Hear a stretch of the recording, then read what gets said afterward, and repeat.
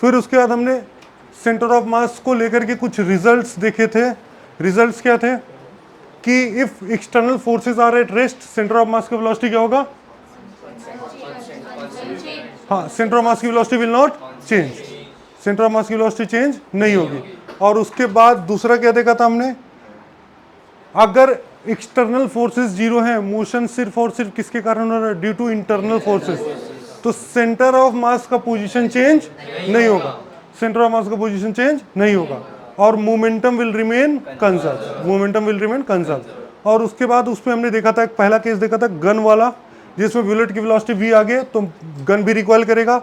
जब तुम कार्ट या बोट से नीचे उतरते हो, बोट तुम्हारी वेलोसिटी आगे, बोट की वेलोसिटी पीछे, क्योंकि पूरा मोशन किसके कारण हो रहा है? इंटरनल। फिर उसके बाद सेम बोट को अगर तुम सेम बोट पर चल करके एक डायरेक्शन से दूसरे डायरेक्शन तक चले गए, एक इंच से दूसरे इंच से, तो तुमको क्या पता चलेगा? सेंटर ऑफ मास अभी भी रेस्ट में रहेगा, तो बोट भी कुछ ना कुछ पीछे जाएगा, बोट भी कुछ ना कुछ पीछे जाएगा। तो वो डिस्प्लेसमेंट ऑफ द बोट किस तरीके से दिया गया था?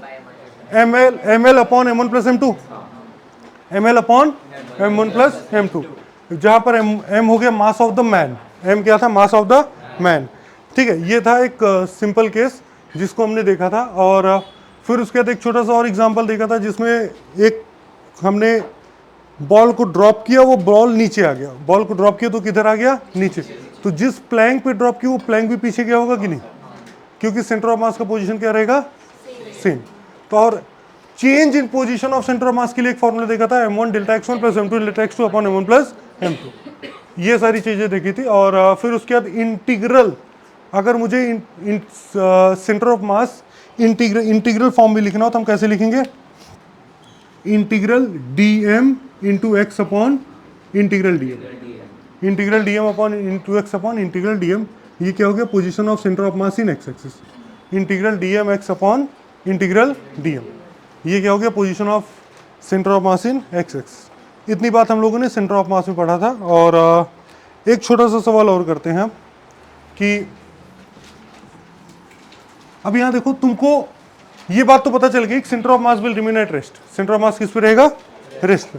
सपोज करो कि एक बोट है और बोट पर दो लोग खड़े हुए हैं, mass of the boat is capital M, mass of the boat is capital M, जिसको हम बोल देते हैं 50 kg, length of the boat is 10 metre, और एक आदमी इधर खड़ा हुआ है, एक आदमी इधर खड़ा हुआ है। इसका जो मास है वो हो गया 10 kg, इसका मास हो गया 20 kg। ठीक है, इसका मास हो गया 10 kg, इसका मास हो गया 20 kg। If they will interchange their position, ये लोग क्या करते हैं? अपना पोजीशन इंटरचेंज करते हैं, तो फिर क्या होगा? पहले तो ये बताओ, सेंटर ऑफ मास कहाँ होगा? इधर होगा या इधर या इधर? इस साइड होगा। तो हम बोल सकते हैं सेंटर ऑफ मास का पोजीशन ये वाला हो गया कि नहीं? तो कुल मिलाकर के सेंटर ऑफ मास तो यही रहने वाला है कि नहीं? और अगर तुम इसको देखो, he is standing at A distance of x from centre of मास, तो ये कितनी डिस्टेंस हो गया? x माइनस 10 माइनस एक्स, अरे हाँ, ये ना 10 माइनस एक्स। तो बाद में फाइनली ये क्या हो जाएगा? अब इसको अगर तुम इमेजिन कर पाओ तो फाइनली ये क्या हो जाएगा? ये डिस्टेंस कितना हो जाएगा? 10 माइनस एक्स होगा, और ये कितना हो जाएगा? x। आई बात समझ में? तो position of centre of mass will remain unchanged. और दूसरा क्या कर सकते हो? m1 x1 plus m2 x2 upon m1 plus m2। और उसको कैसे करोगे? Suppose this is the reference point, जहां से ये हो गया तुम्हारा रिवर बैंक। ये क्या हो गया? River bank. ये क्या हो गया? River bank. ये क्या हुआ? रिवर बैंक हुआ ना, ये रिवर बैंक हुआ। तो जब तुम देखोगे तो बोट रिवर बैंक से थोड़ा सा आगे चला गया, बोट रिवर बैंक से किधर आ गया? थोड़ा सा आगे। अच्छा, अब जब देखोगे जो पर्सन 1 था, इसको 1 बोला, इसको क्या बोला? 2। तो ये पर्सन नंबर 2 यहां आ गया क्या? पर्सन नंबर 2 कहाँ आया? यहाँ। What is the displacement of second person with respect to bank? Total पहले टोटल कितनी दूरी पे था? 10 प्लस एक्स की माइनस एक्स। पहले यहां पर था कि नहीं? पहले थोड़ा सा बोर्ड बड़ा कर दें। हाँ, तो पहले यहां पर था ना, पहले यहां पर था। ये दूरी कितनी है? 10 मीटर। और अभी यहां पर है, तो ये इतना ही डिस्टेंस डिस्प्लेस हुआ कि नहीं? कितना? 10 माइनस एक्स। और दूसरे वाले को देखोगे ये यहाँ से यहाँ गया, अभी इधर पहुँच गया, क्या यहाँ पहुँच गया ना। बैंक के रिस्पेक्ट में इसका डिस्प्लेसमेंट कितना हुआ? 10 प्लस एक्स। इसका डिस्प्लेसमेंट कितना हुआ? 10 प्लस एक्स। और बोट का डिस्प्लेसमेंट कितना हुआ? X. Displacement of boat is x. तो अब तुम सीधा सीधा m1 x1 m1 delta x1 m2 delta x2 और m3 डेल्टा x3 इसको यूज कर सकते हो कि नहीं? सीधा सीधा इसको यूज कर सकते हो। तो change in position of centre of mass, centre of मास का पोजीशन में चेंज होगा क्या? ये क्या हो जाएगा? 0। और m1 कितना हो गया? m1 मैंने बोला इसको 10 kg, 10 kg। इसका पोजीशन चेंज कितना हुआ?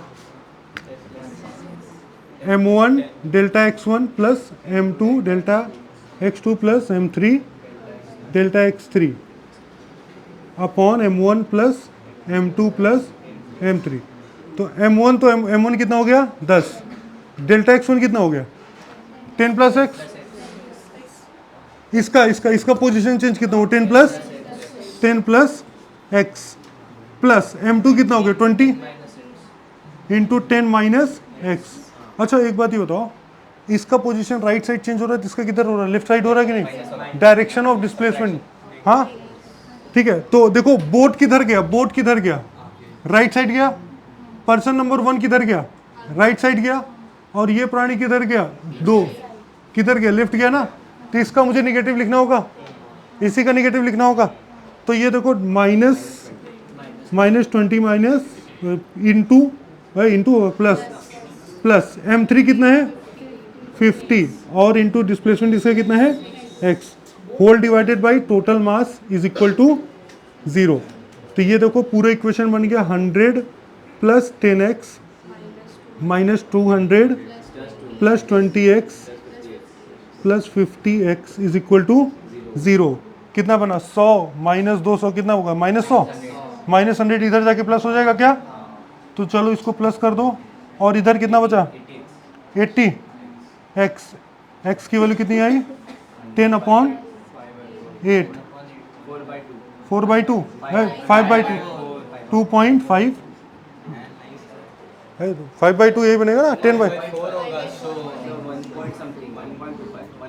1.5/4 4 5 20 बताओ 1.25 मीटर। तो बोट कितना मूव करेगा? 1.25 मीटर। आई बात समझ में? तो कुल मिला के सेंटर ऑफ मास का पोजीशन अगर तुमको दिख रहा है कि फोर्स इंटरनल है, कैसा है? तो सेंटर ऑफ मास का पोजीशन क्या रहेगा? अनचेंज। सेंटर ऑफ मास का पोजीशन अनचेंज। इसको तुमको इमेजिन करना होगा। बोल। हाँ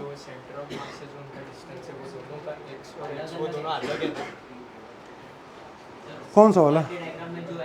ये वाला क्या? अभी अरे दोनों एक्स अलग कैसे होंगे? अच्छा ये वाला क्या? अच्छा डिस्टेंस फ्रॉम सेंटर ऑफ मास। नहीं, ये जो एक्स है वो क्या है? Displacement of boat. एक्स क्या है? Displacement of boat. एक्स क्या है? Displacement of boat. बोट कितना आगे चला गया? X distance. बोट कितना आगे गया? एक्स। तो ये डिस्टेंस कितना हो गया? एक्स हुआ। तो ठीक है, हो गया ना? अरे बोलो। ये वाला प्राणी जब इधर आया तो इसका टोटल, ये पहले 10 मीटर की दूरी पे था, अभी कितनी दूरी पे है? 10 माइनस एक्स। नहीं ये यहाँ से यहाँ आया ना, तो टोटल 10 और ये माइनस एक्स, तो 10 माइनस एक्स इतना ही तो मूव किया वो। What is this displacement with respect to ground? 10 minus x होगा ना। बैंक के रिस्पेक्ट में कितना मूव किया? 10 माइनस एक्स। और ये वाला बैंक के रिस्पेक्ट में कितना मूव किया? पहले बैंक से सटा हुआ था, फिर बाद में यहाँ पहुँच गया। तो total 10 plus x, total 10 plus x. ठीक है। बोट बैंक से कितना दूर गया? एक्स। बोट बैंक से कितना दूर गया? एक्स। ठीक है।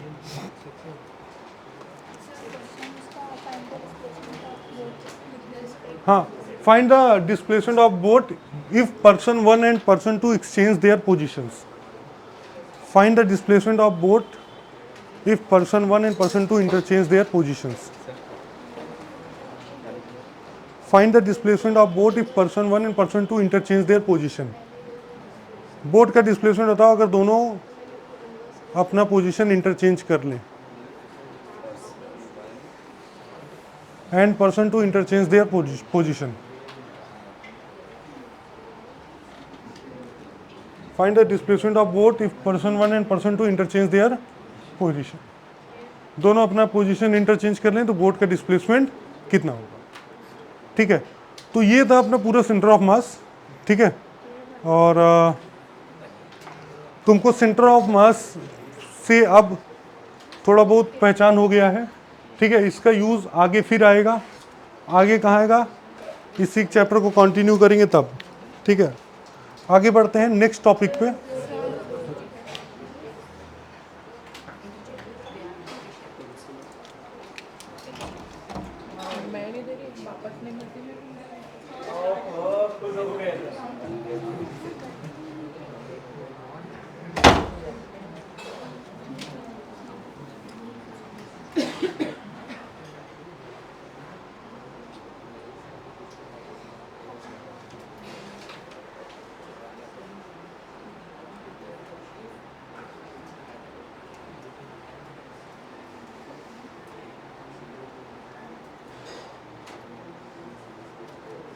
ये सब रिमार्क वगैरह डाल ली हो ना. In the absence of external forces centre of mass will remain at rest.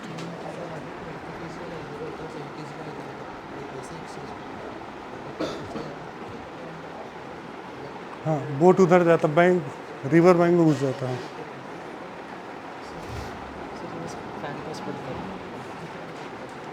उठ के जाओ, वहाँ कम कर लो, फटाफट दौड़ जाओ. अब उसमें 4 हैं, खोजो. आगे कूदेगा और ये ज़्यादा पीछे जाए तो सेंटर ऑफ मास बाहर आ सकता है. हाँ, सेंटर ऑफ मास तो बाहर आ जाएगा ना. फिर इनका कॉम्बिनेशन सिस्टम का सेंटर ऑफ मास देखोगे तब.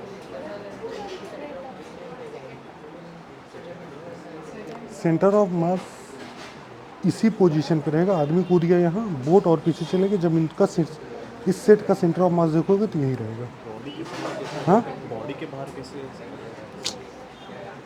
जैसे सपोज करो बोट यहाँ आ गया, ठीक है, और आदमी यहाँ आ गया. इन दोनों का जब सेंटर ऑफ मास पहले इनिशियली सेंटर ऑफ मास यहाँ है. अगर आदमी कूद गया इधर आ गया और तो बोट थोड़ा सा यहाँ आएगा, ठीक. M1 इसका मास यहाँ पर, ये आदमी यहाँ, चलो यहाँ खड़ा है. इन तीनों का सेंटर ऑफ मास देखो तो यही रहेगा. M1 X1 M2 X2 upon M1. एक बोट से दूसरे एंड को गया बोट में ही, लेकिन ज़्यादा फोर्स आके गया कूद के साथ. कोई दिक्कत नहीं. तो जितना तेज कूदेगा उतना तेज बोट पीछे जाएगा ना. हाँ, तो सेंटर ऑफ मास तब बाहर आ सकता है.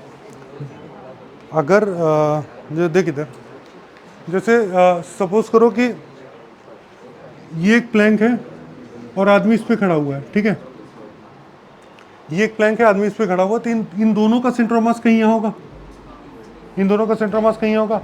आदमी मान लो कितना 10 kg का है और प्लैंक कितना है 10 kg का. 10 kg का सेंटर ऑफ मास इन दोनों के सेंटर पे आ जाएगा. इतना बात समझ आएगी नहीं? हाँ या ना? अरे बोलो. ठीक है, अब जब आदमी जंप कर गया, आदमी क्या कर गया, आगे जंप कर गया, तो ये प्लैंक पीछे जाएगा. तो प्लैंक जब पीछे आएगा तो प्लैंक कुछ यहाँ गया, सपोज करो इधर आ गया, यहाँ पर. तो इसका सेंटर ऑफ मास यहाँ हो गया, आदमी यहाँ पहुँच गया. इन दोनों का सेंटर ऑफ मास अभी यहीं रहेगा कि नहीं? इन दोनों का सेंटर ऑफ मास कहाँ रहेगा? वहीं पर. आई बात समझ में?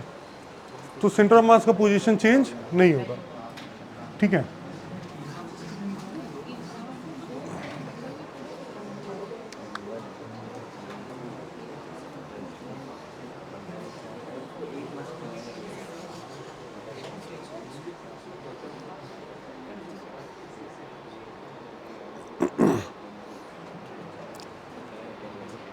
Kinetic energy released in explosion कर लिया था ना हमने.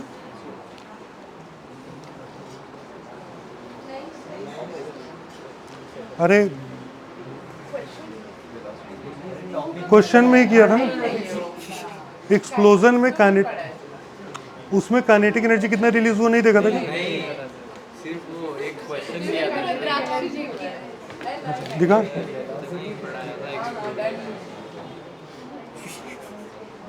और ये एक सवाल उसके ऊपर अच्छा, ये सवाल लास्ट किया था क्या कल हमने? ठीक है, तो जो कल का लास्ट क्वेश्चन था उसको देखोगे अगर, तो थोड़ा सा और बता देता हूँ इसमें. Kinetic energy released,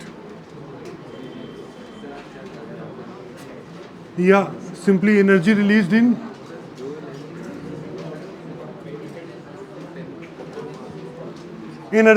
in explosion.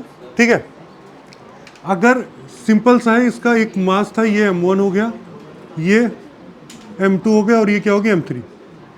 ठीक है, एक शेल रखा हुआ एक्सप्लोड किया और इसका वेलोसिटी क्या हो गया v1, इसका वेलोसिटी क्या हो गया v2 और इसका वेलोसिटी क्या हो गया v3। तीनों का वेलोसिटी मिल गया। तीनों का वेलोसिटी कैलकुलेट कर सकते हो कि नहीं? By momentum conservation. किससे कैलकुलेट करोगे? Momentum conservation. अच्छा, जब तुम काइनेटिक एनर्जी इसका लिखोगे, kinetic energy, initially kinetic energy कितना था, तो फाइनली कितना हो गया? हाँ, फाइनल क्या होगा? Half m v1 square plus half m v2 square plus half m m1 v1 m2 v2 और m3 v3 स्क्वायर। तो तीनों के पास एनर्जी आ गया कि नहीं? वो एनर्जी कहाँ से आया होगा? वो कहाँ से आया होगा? Internal energy. जैसे पेट्रोल रखा था, पेट्रोल ब्लास्ट किया तो उसका क्या इंटरनल एनर्जी ये बन जाएगा। ठीक है, ये सारा एनर्जी कहाँ से आएगा? इन तीनों से। ठीक है, तो इसमें एक लिख लोगे इसको,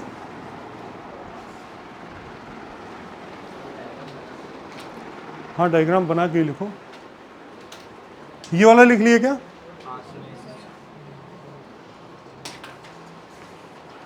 तब जो लास्ट क्वेश्चन किया था उसमें वेलोसिटी हमने फाइंड आउट की थी कि नहीं? तो इनिशियली कुछ काइनेटिक एनर्जी था मैक्सिमम हाइट पे, लेकिन बाद में फिर वेलोसिटी कुछ और हो गया।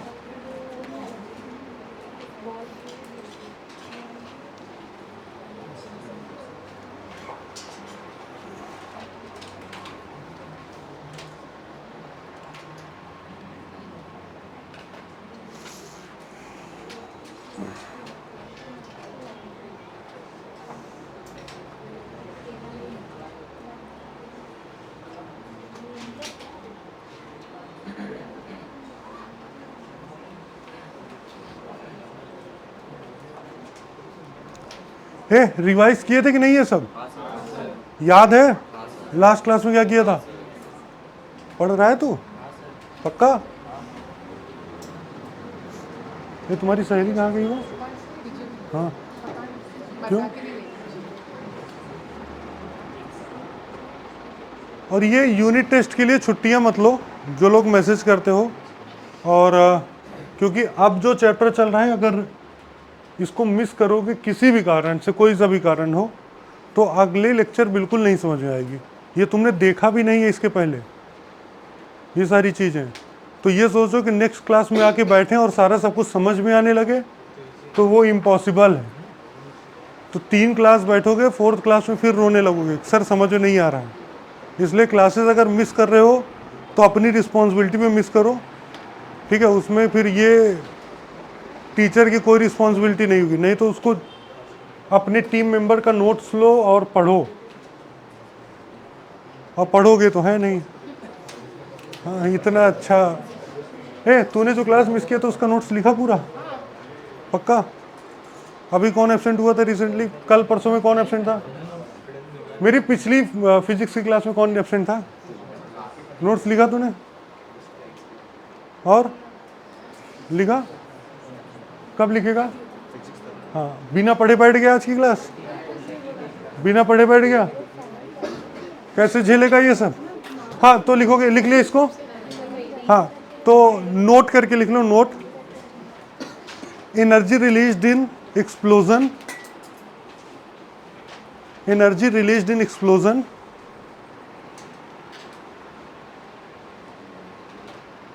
is the difference of energy released in explosion is the difference of initial kinetic energy and final kinetic energy, is the difference of initial kinetic energy and final kinetic energy. Energy released in explosion is the difference of initial kinetic energy and final kinetic energy. और second point लिख लो,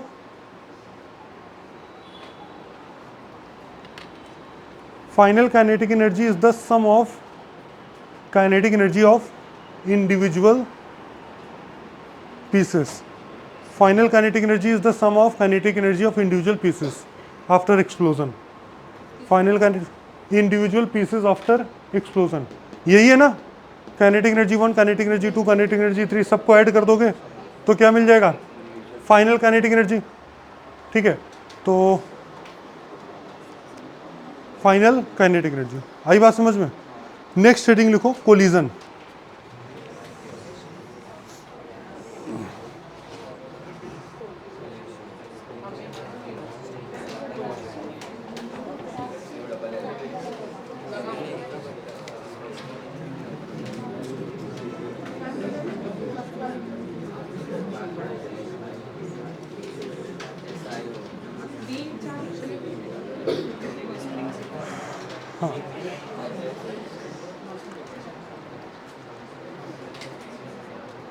ठीक है, अब इसको ध्यान से सुनना थोड़ा।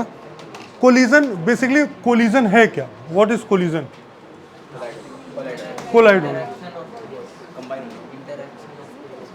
Interaction of two bodies, colliding of two bodies. और कोई टिप्पणी बोल। एनर्जी का एक्सचेंज होना, और दो ऑब्जेक्ट कोलाइड होंगे, और कुछ चेंज इन मोमेंटम। किसने बोला? Change in momentum. और ठीक है, तो बेसिकली पहले तो ये समझो कि कोलिजन है क्या। कोलिजन, अब सपोज करो कि एक कोलिजन है क्या कि एक ऑब्जेक्ट इधर रखा हुआ है जिसका मास हमने बोल दिया m1, दूसरा ऑब्जेक्ट इधर रखा हुआ जिसका मास हमने बोल दिया m2। ठीक है, m1 और m2। अब ये जा रहा है किसी वेलोसिटी से, v वेलोसिटी से, जा करके इससे टकराया, जा करके इससे टकराया। ठीक है, तो जब टकराएगा, जब ये दोनों टकराएंगे एक दूसरे से, तो जो एक दूसरे के ऊपर एक फोर्स एग्जर्ट करेंगे। क्या एग्जर्ट करेंगे? फोर्स। वो फोर्स इंटरनल फोर्स होगा। वो फोर्स कैसा फोर्स होगा? इन दोनों के लिए तो इंटरनल फोर्स होगा ना। तो इन दोनों के कोलिजन के बाद इन दोनों का कुछ ना कुछ वेलोसिटी बदल जाएगा। वेलोसिटी क्या हो गया? चेंज हो गया। सपोज करो इसका वेलोसिटी हो गया v1, इसका वेलोसिटी क्या हो गया? v2। ठीक है, ये कोलिजन के बाद हुआ। और कोलिजन के दौरान क्या होगा? ये दोनों एक दूसरे के ऊपर फोर्स लगा रहे होंगे। ये दोनों एक दूसरे के ऊपर क्या लगा रहे होंगे? फोर्स। और वो फोर्स कैसा है? इंटरनल। वो फोर्स कैसा है? इंटरनल। एक तो ये हो गया when bodies are actually coming in contact, जब बॉडीज एक्चुअली कॉन्टैक्ट में आ रही हैं। लेकिन जब हमने फोर्स चैप्टर देखा था, हमने फोर्स देखा था, फोर्स में था कि there are two types of forces, contact force and non contact. तो नॉन कॉन्टैक्ट फोर्सेस के भी कारण कोलिजन हो सकता है क्या? कैसे? इलेक्ट्रॉन मैग्नेट वगैरह। अगर सपोज करो एक मैग्नेट यहाँ स्ट्रॉन्ग मैग्नेट रखा है, मैं दूसरा मैग्नेट इसकी डायरेक्शन में फेंकूं तो इसके कारण ये डिफ्लेक्ट हो जाएगा कि नहीं? सपोज करो नॉर्थ पोल है, ये क्या है? North pole. दूसरा एक पॉजिटिव चार्ज रखा है, दूसरा पॉजिटिव चार्ज मैंने इधर से फेंक दिया, दूसरा पॉजिटिव चार्ज फेंक दिया। अब ये पॉजिटिव चार्ज अपना रास्ता बदल लेगा। अच्छा, अगर it is free to move, ये क्या है? फ्री टू मूव, तो ये भी कुछ ना भागेगा कि नहीं? तीसरा तुमने देखा होगा मासेस, ग्रेविटेशन में किधर देखा होगा? मास इधर एक मास है, दूसरा मास इधर है, they are in space, in some gravity free space. ये दोनों ड्यू टू इंटरनल फोर्सेस एक दूसरे के साथ आने लगते हैं कि नहीं? पास आने लगेंगे ना। और अगर सपोज करो फाइनली कि जब भी तुम देखते हो कॉमेट वगैरह, तो कॉमेट अगर अर्थ के ग्रेविटेशनल फील्ड इन्फ्लुएंस में आते हैं तो वो अपना रास्ता बदल करके अंदर आ जाते हैं कि नहीं? तो क्या हो रहा है, उन वो लोग भी तो, अगर if it is a very big comet, बहुत बड़ा कॉमेट है, ठीक, तो अर्थ को भी वो इफेक्ट कर देगा, अर्थ की वेलोसिटी को इन्फ्लुएंस करेगा। तो वो क्या हो रहा है? कोलिजन। वो क्या है? कोलिजन। तो बेसिकली जब तुम कोलिजन देखोगे तो ये इंटरेक्शन ऑफ फोर्स है। ये क्या है? अब वो फोर्स या तो कांटेक्ट फोर्स होंगे या कौन से फोर्स होंगे? Non contact. और उस इंटरेक्शन के कारण there is a interchange of momentum. क्या चेंज हो रहा है उसमें? मोमेंटम चेंज हो रहा है, या मोमेंटम एक दूसरे का मतलब बदल देंगे because of the interacting forces. आई बात समझ में? तो कोलिजन का डिफिनेशन लिखो।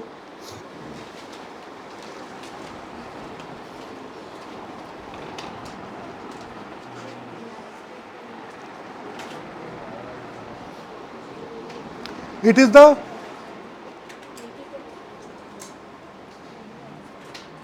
is the exchange of momentum it is the exchange of momentum, it is the exchange of momentum due to interaction of force, due to interaction of force. क्या है ये? exchange of momentum. लेकिन since the forces are internal, force कैसे हैं? तो total momentum क्या रहेगा? Conserve. Total momentum क्या रहेगा? Conserve. Momentum before collision is equal to momentum after collision. Total momentum क्या रहेगा? कंजर्व. लेकिन मोमेंटम क्या हो रहा है अभी? एक्सचेंज. मोमेंटम क्या हो रहा है? एक्सचेंज. कुछ सपोज करो इसके पास 10 kg metre per second square kg metre per second momentum था, इसने 5 इसको दे दिया, 5 खुद रख लिया. ठीक है. इस कोलिजन के बाद इसकी वेलोसिटी, पहले इसकी वेलोसिटी 10 मीटर पर सेकंड थी, कोलिजन के बाद इसकी वेलोसिटी 5 हो गई और इसकी भी क्या हो गई? 5. तो क्या हो रहा है? In exchange of momentum. क्या हो रहा है? Exchange of momentum. और इस पूरे सिस्टम को देखोगे तो क्या है? इंटरनल. इस पूरे सिस्टम को देखोगे तो क्या है? इंटरनल. ठीक है. It is the exchange of momentum due to interaction of forces. तो इंटरेक्शन जब देखोगे तो इट कैन बी 2 टाइप्स. पहला हो गया तुम्हारा कांटेक्ट, नॉन कांटेक्ट. तो इसके बेसिस पे तुम कोलिजन, किस किस फिनोमिना को कोलिजन बोल सकते हो? Basically collision of one ball with other ball. ठीक है. एक बॉल दूसरे बॉल से जाकर के टकरा गए, उसको क्या बोलोगे? कोलिजन. फिर एक चार्ज पार्टिकल के रास्ते में दूसरा चार्ज पार्टिकल जा रहा है, वो भी क्या है? कोलिजन. एक comet passing close to the earth या सन क्या है? कोलिजन. ये सब क्या है? कोलिजन. आई बात समझ? लिख लो.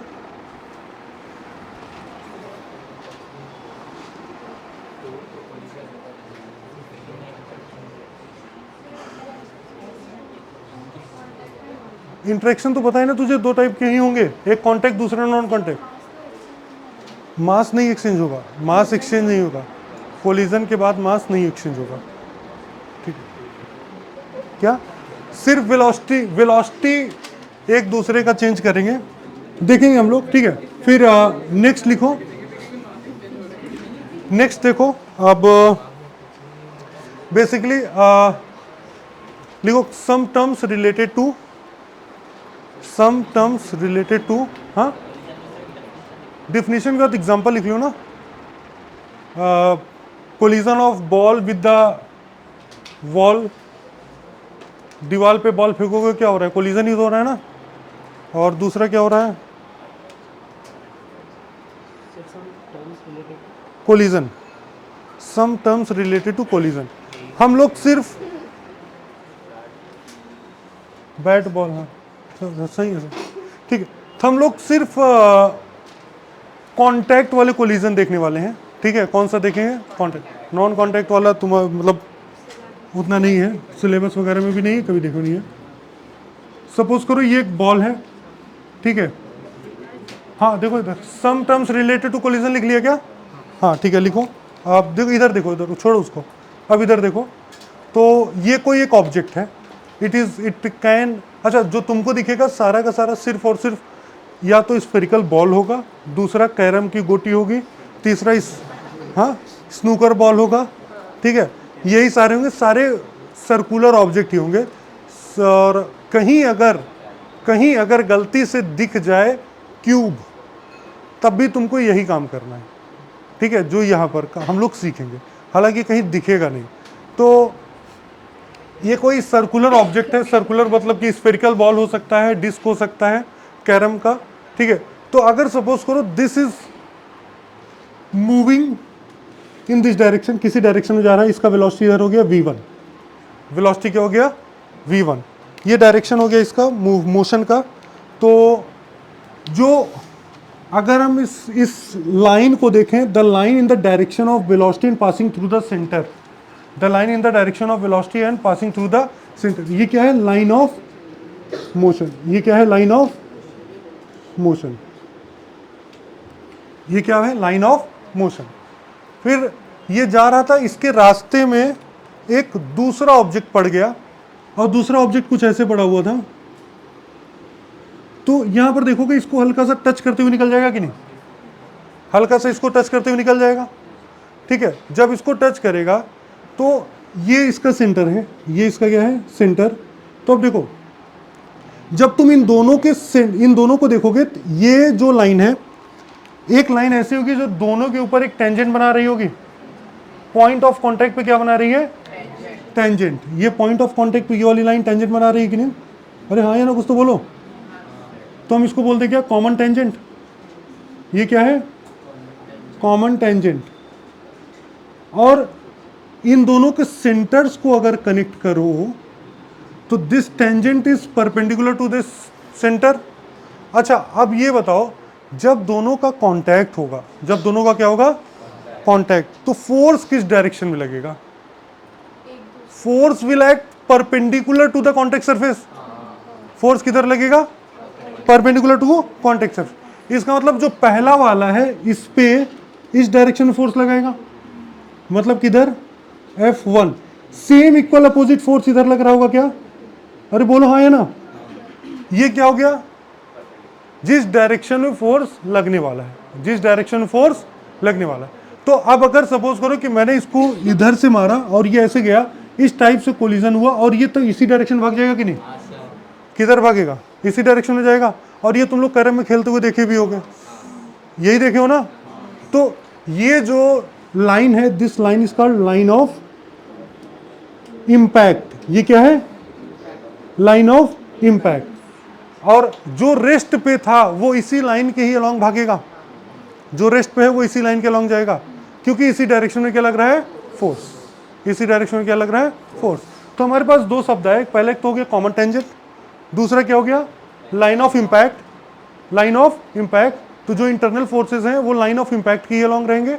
और इसको हम ये भी बोल सकते हैं कि line joining the centres of both the object. इसको ये भी बोल सकते हो ना, लाइन ज्वाइनिंग द सेंटर्स। तो लाइन ज्वाइनिंग द सेंटर्स,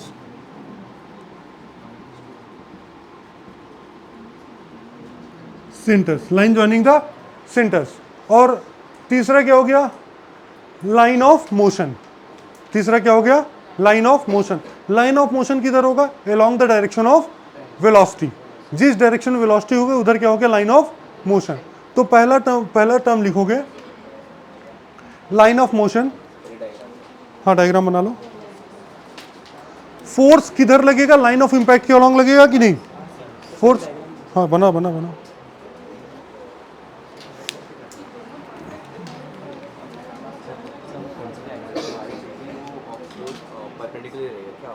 जो कांटेक्ट होगा, जहां पर कांटेक्ट होगा उसी के परपेंडिकुलर डायरेक्शन फोर्स लगेगा।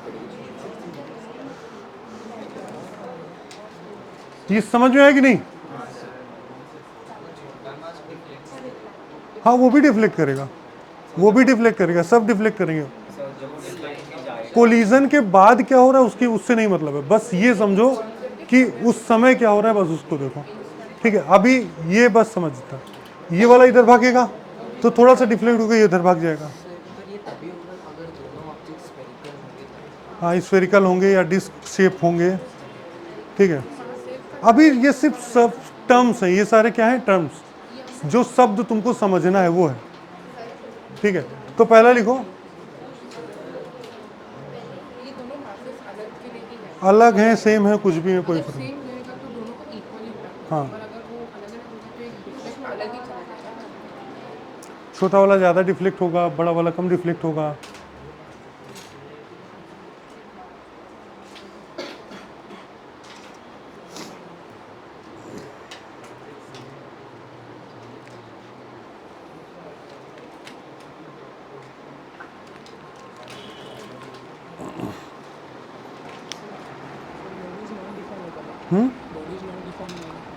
वो अभी नहीं, उसके बारे में बात नहीं करेंगे अभी आगे डिस्कस करेंगे उसका, डिफॉर्मेशन होगा या नहीं होगा उसके बारे में डिस्कस करेंगे। ठीक है, तो पहला लिखो,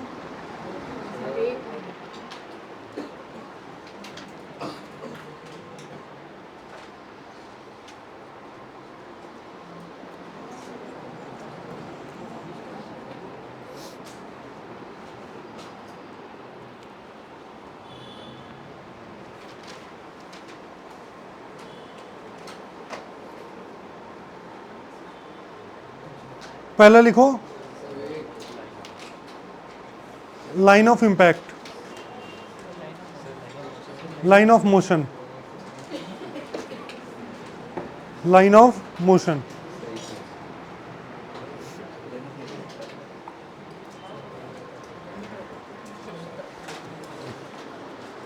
लाइन ऑफ मोशन क्या है? The line representing the direction of motion of any moving object, first second कुछ नहीं, किसी का भी।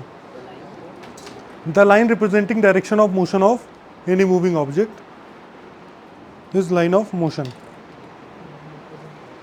Direction of motion of any moving object, ये क्या हो गया? Line of motion. The line representing direction of motion of any moving object is line of motion. Second point लिखोगे,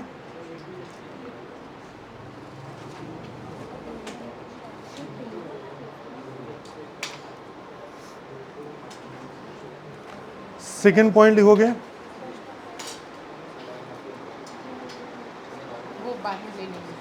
line of impact. Second point लिखो line of, line representing direction of motion of any moving object is line of motion, हो गया ना? ठीक है, second लिखो line of impact, line of impact, it is the line joining the centers of the colliding objects. It is the line joining the centers of colliding object. It is the line joining the centers of colliding object. It is the line joining the centers of colliding object. Colliding object along which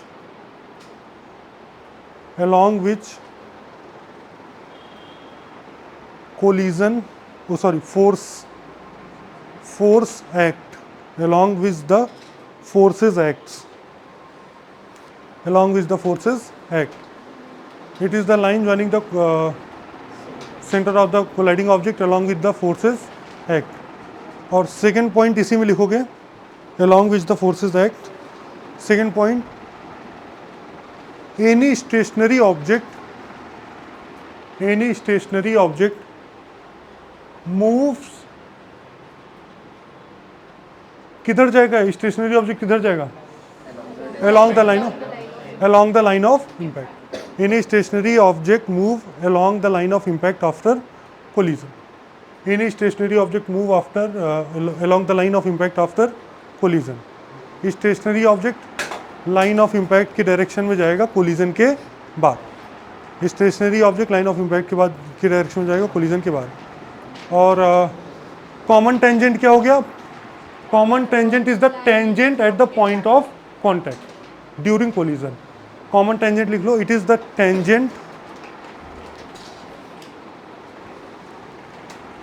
it is the tangent at the point of contact during collision. It is the tangent at the point of contact during collision. It is the tangent at the point of contact during collision. It is the tangent at the point of contact during collision.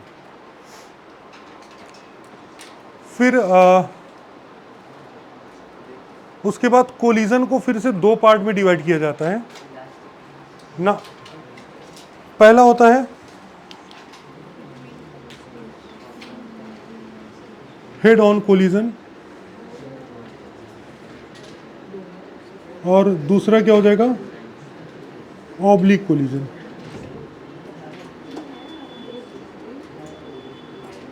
Head on collision में इधर देखते जाओ, ये क्या है? Line of motion, line of motion और same direction में line of impact.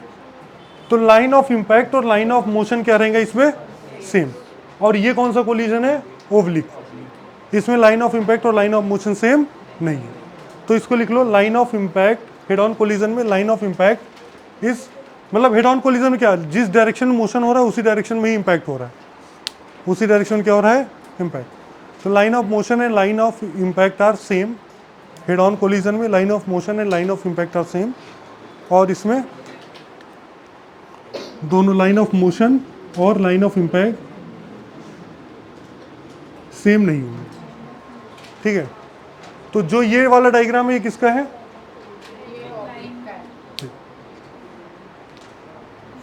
ठीक है, तो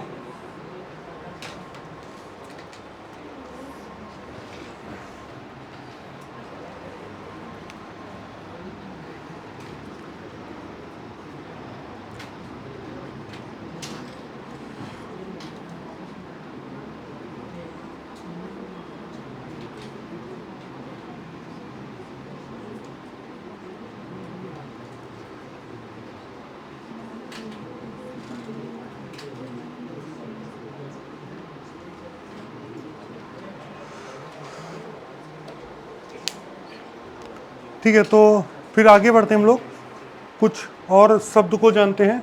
ये क्या हो गया, head on collision, oblique collision. फिर उसके बाद दूसरा न्यूटन्स एक्सपेरिमेंटल लॉ। तो जब कोलिजन होता है बेसिकली, तो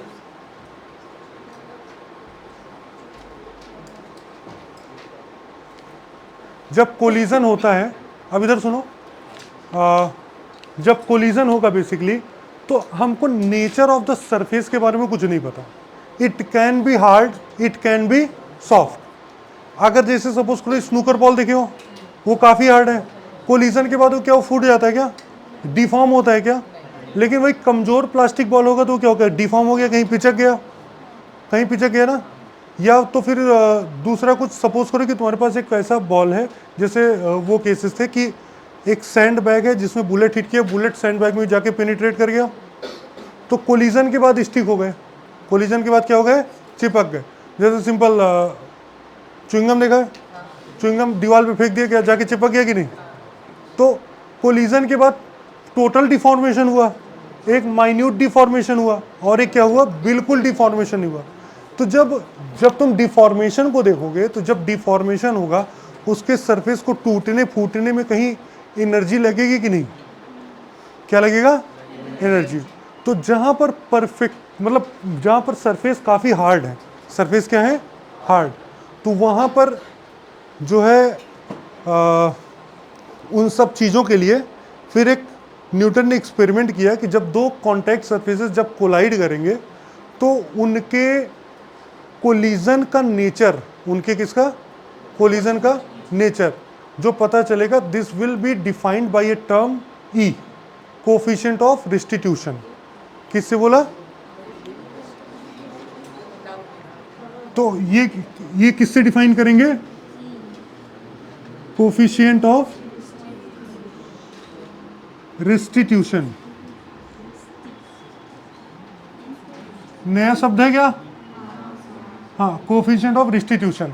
अब ये जो ई शब्द है, कोफिशिएंट ऑफ रिस्टिट्यूशन, ये डिपेंड करेगा, जैसे हमारे पास कोफिशिएंट ऑफ फ्रिक्शन था ना, हमारे पास क्या था, कोफिशिएंट ऑफ फ्रिक्शन, वो किस पे डिपेंड कर रहा था, नेचर ऑफ द सरफेस पे। तो ये भी किस पे डिपेंड करेगा, nature of object, colliding object. ये किस पे डिपेंड करेगा, नेचर ऑफ कोलाइडिंग ऑब्जेक्ट। तो पहले लिखो, coefficient of restitution depends on nature of colliding object. Coefficient of restitution depends on nature of colliding object. क्या? वही है जो पढ़ रहे हैं, वही है। मतलब यहीं से इन्होंने बताया था कि कोलिजन के बारे में आगे बताने के लिए इधर ही था। तो coefficient of restitution depends on nature of colliding object. Coefficient of restitution depends on nature of colliding object. और जो coefficient of restitution depends on nature of colliding object, nature of colliding object. Second term लिख लो,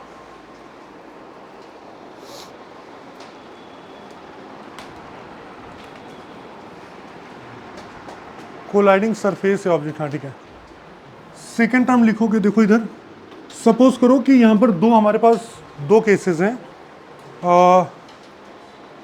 पहला collision के पहले और collision के बाद। तो कोलिजन के पहले वाले को हम क्या बोलेंगे, बिफोर कोलिजन। क्या बोलेंगे? और कोलिजन के बाद वाले क्या बोलेंगे, आफ्टर कोलिजन। और कोलिजन हम देख रहे हैं सिर्फ और सिर्फ हेड ऑन, ठीक है। तो ये देखो, ये एक ऑब्जेक्ट है जो कि जिसका मास हो गया m1, it was moving with velocity u1। किससे जा रहा था? u1 से। फिर इधर दूसरा ऑब्जेक्ट था m2, इसका वेलोसिटी हो गया u2। इसका वेलोसिटी क्या हो गया? u2। अच्छा, कोलिजन के लिए u1 की वैल्यू बड़ी होनी चाहिए u2 की? u1 की वैल्यू क्या होनी चाहिए?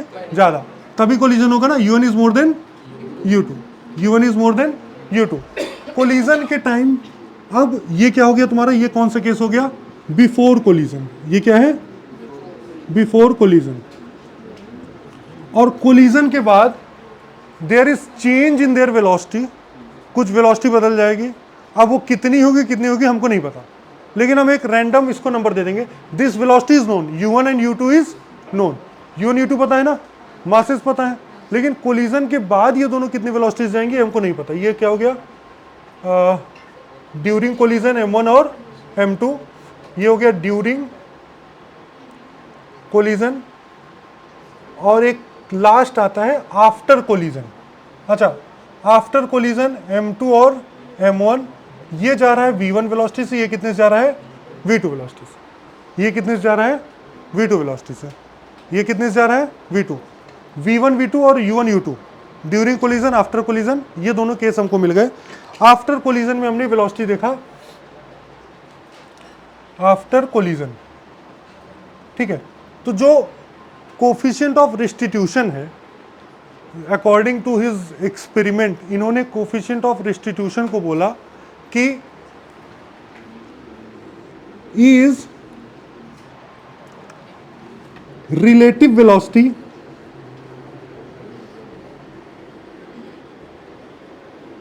After collision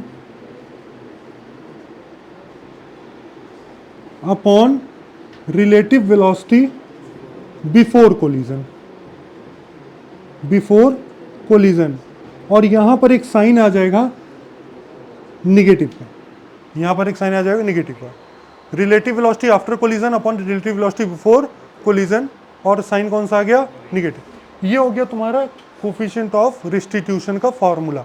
since it is the ratio of two velocities, ये क्या है दो वेलोसिटी का रेशियो, तो इसका डायमेंशन क्या होगा डायमेंशनलेस। ये कैसा क्वांटिटी होगा डायमेंशनलेस।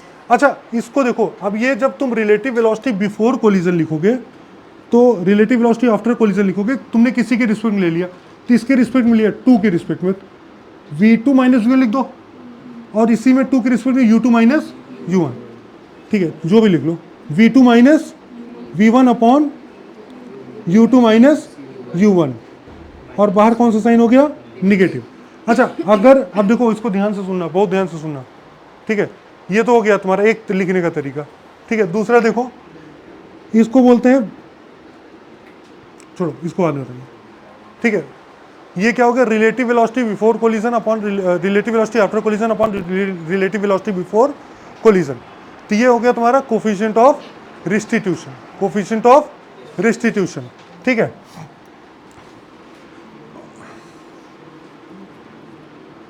लिख ही देता हूं, velocity of separation upon velocity of, अच्छा ये दूसरा है velocity of separation upon velocity of approach, ठीक है। अच्छा, कोलिजन के पहले अप्रोच, पहले क्या हो रहा था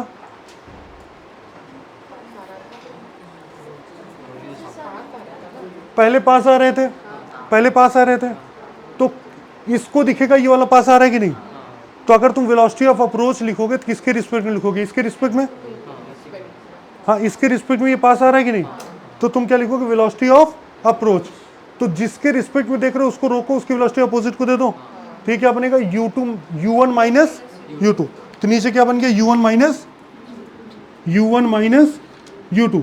अच्छा, यही देख रहा था ना, पास आ रहा था, ठीक है। अब जब सेपरेशन किसके रिस्पेक्ट में हो रहा है, इस ये क्या देखेगा, ये दूर जा रहा है कि नहीं, इसके रिस्पेक्ट में ये किधर जा रहा है दूर, तो सेपरेशन की वेलोसिटी इसके रिस्पेक्ट में लिखोगे तो क्या लिखोगे V2 माइनस V1, क्या लिखोगे V2 माइनस V1, और यही निगेटिव साइन अंदर मल्टीप्लाई कर दो कि सेम बन जाएगा कि नहीं।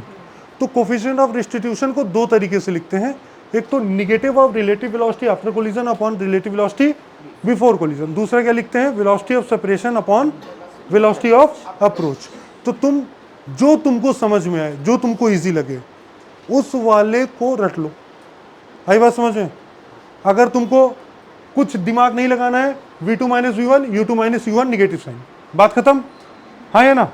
बिफोर कोलिजन और after collision, after Christ before Christ, ऐसी भी, ठीक है, हाँ यही होता है ना।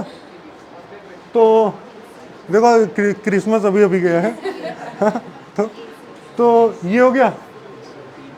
और दूसरा, अगर तुमको थोड़ा सा दिमाग लगा के समझना है तो velocity of separation upon velocity of approach. Separation किसके रिस्पेक्ट में देखोगे, जिससे दूर जा रहा है उसी से देखोगे ना, तो इसके रिस्पेक्ट में क्या होगा सेपरेशन, और इसके रिस्पेक्ट में क्या होगा अप्रोच। हाँ पहले अप्रोच कर रहा था फिर सेपरेट होने लगा, बस यही तो है। हंस क्या रहा है इसमें? ज़्यादा रिलेट मत कर, फोरहेड से सोच, लंबर माइंड से नहीं। लिख लो। अच्छा, अब एक बात ये बताओ, ये लिख, कोफिशिएंट ऑफ रेस्टिट्यूशन का जो फॉर्मूला है लिख सकते हो कि नहीं? अरे हाँ या ना, कुछ तो बोलो।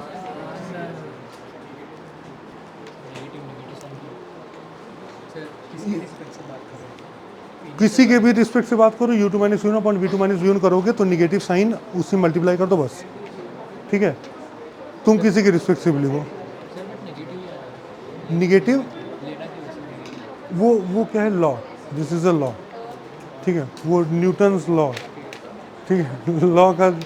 लॉ के पीछे ज़्यादा नहीं घूमते हैं, इसका डिटेल एक्सप्लेनेशन और अलग है, कोई दिक्कत नहीं। हाँ, अपोजिट डायरेक्शन में भी तुम बस साइन के साथ लिखोगे, अभी करेंगे, क्वेश्चन करेंगे।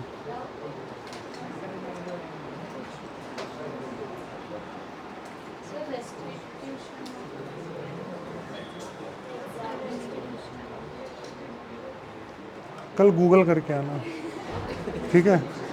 Exact meaning.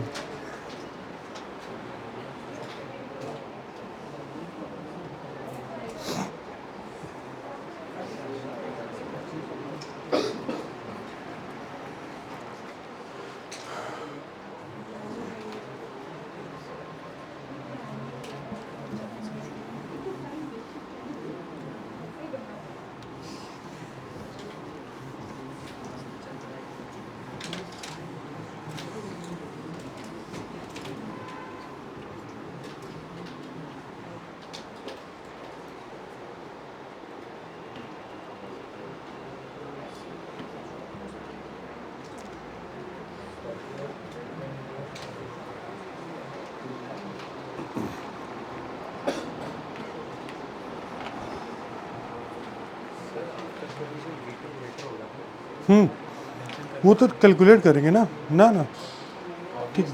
हाँ, ऑब्वियसली ग्रेटर होगा, लेकिन अभी हम कैलकुलेशन में देख लेंगे, जब हम क्वेश्चन सॉल्व करेंगे तो इसको देख लेंगे।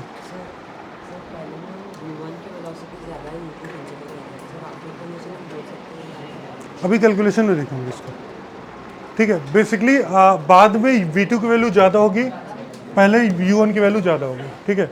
अभी ये आइडियल केस है, लेकिन आगे देखेंगे अभी इसको, ठीक है? हो गया, इतना लिख लिया क्या?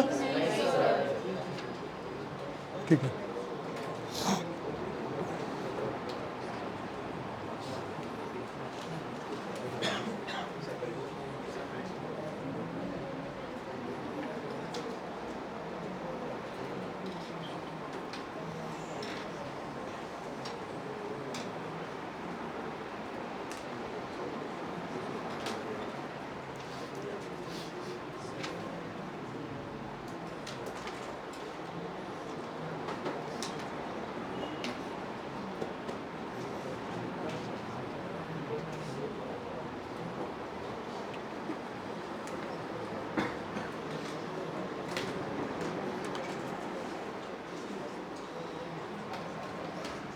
हो गया क्या? लिखो रिमार्क 1।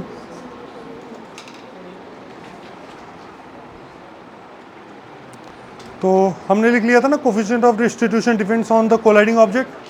किस पे डिपेंड करेगा? कोलाइडिंग। कोफिशिएंट ऑफ डिस्ट्रीब्यूशन किस पे डिपेंड करेगा? Nature of colliding object. Second point लिखोगे, जो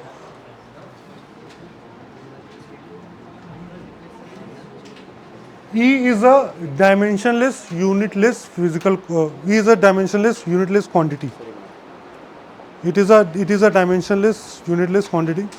It is dimensionless बोल दो बस। It is dimensionless. E is dimensionless. कैसा ये dimensionless है?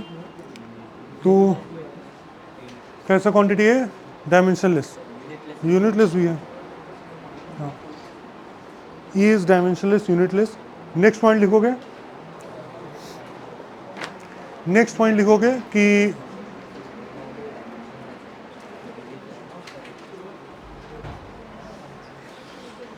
The value of E lies between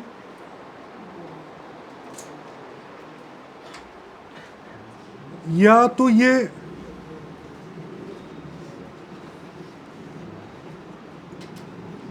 हमेशा 0 से बड़ा होगा और 0 के बराबर हो सकता है, और 1 से हमेशा बड़ा हो, मतलब छोटा होगा और बराबर होगा।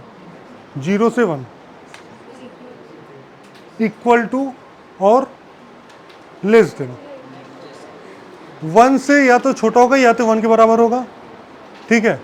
1 से छोटा होगा और 0 से बराबर भी हो सकता है, 0 से बड़ा भी हो सकता है, ठीक है। तो कहां से कहां 0.2, 0.3, 0.4 ये सब क्या हो जाएगी इसकी values.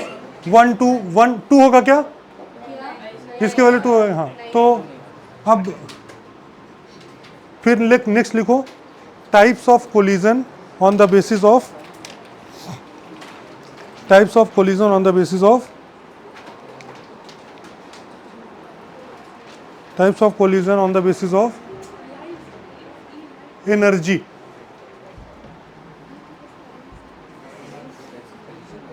Types of collision on the basis of energy, ठीक है। तो पहला लिखोगे टाइप्स ऑफ कोलिजन, अभी पहला है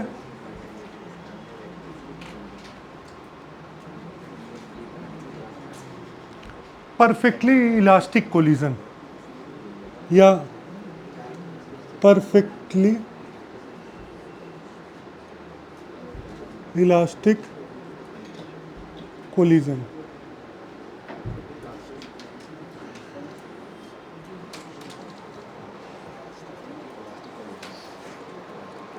इलास्टिक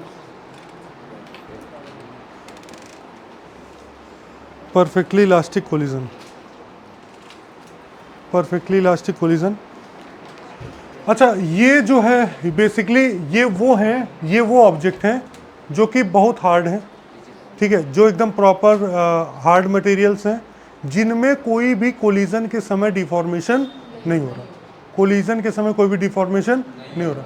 जैसे कौन होते हैं, स्नूकर बॉल्स, ठीक है। और सबसे स्ट्रॉन्गेस्ट मटेरियल डायमंड, उससे कमजोर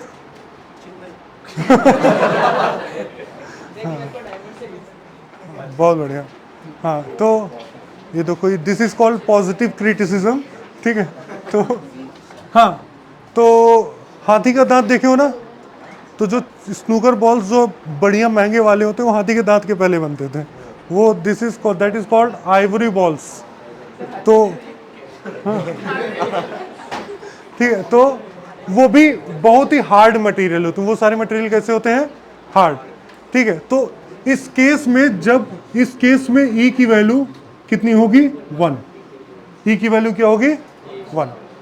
यहाँ पर ई की वैल्यू क्या होगी, 1 हमेशा। वो तुमको ई की वैल्यू दिया रहेगा पेपर में, कैसा भी कुछ भी हो, ई का वैल्यू तुमको दे देगा। हाँ, हार्डेस्ट मटेरियल है ना, तो इसलिए इसका ई का वैल्यू क्या होगा, 1, ठीक है। ये इस तरीके से डिफाइन किया गया है इसको, ठीक है।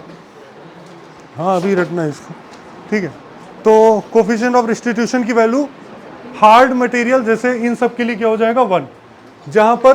जहां पर डिफॉर्मेशन 0 है, जहां पर डिफॉर्मेशन क्या है, 0, जहां पर डिफॉर्मेशन क्या है, 0। और उस टाइप के कोलिजन को क्या बोलेंगे, perfectly elastic collision, perfectly elastic collision. तो इसमें लिख लो ई की वैल्यू 1 लिख लो पहले।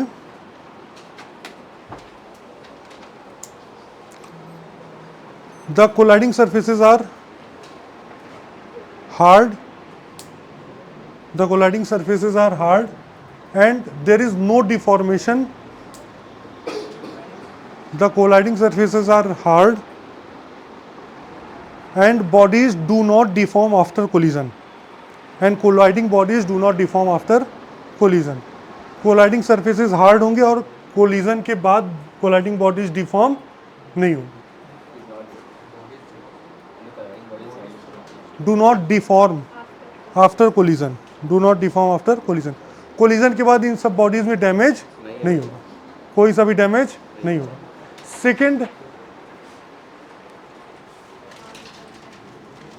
सेकंड हो गया इसको परफेक्टली इलास्टिक या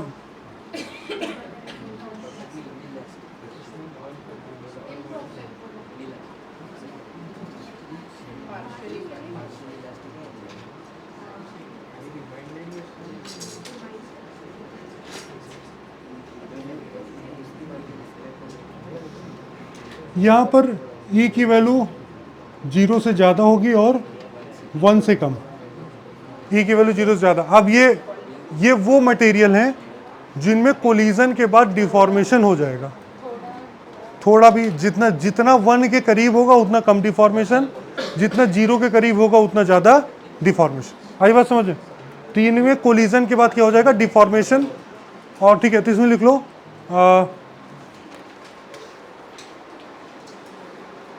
in such collisions bodies deform in such collisions bodies deform after collision। Body deform कर जाएगी कोलिजन के बाद। और बॉडीज डिफॉर्म आफ्टर कोलिजन मतलब बॉडीज हार्ड नहीं है, मतलब ये जितनी भी बॉडीज हैं वो हार्ड नहीं है। ठीक है, और तीसरा लिखोगे, अच्छा इसमें वो एग्जांपल में डाल देना आइवरी बॉल्स, ये नॉर्मल प्लास्टिक बॉल हो गया। अगर रबर वाली बॉल, मतलब रबर वाली बॉल अपना गेन मतलब शेप रिगेन कर लेती है ना। तो इसमें नहीं होगा। नहीं, वो डिपेंड करता है, बहुत कॉम्प्लेक्स चीज़ है वो। ठीक है, हम सिर्फ नंबर्स पे बात करेंगे प्रॉपर एग्जांपल पे बात नहीं करेंगे। ठीक है, तीसरा और लास्ट है इन इलास्टिक कोलिजन।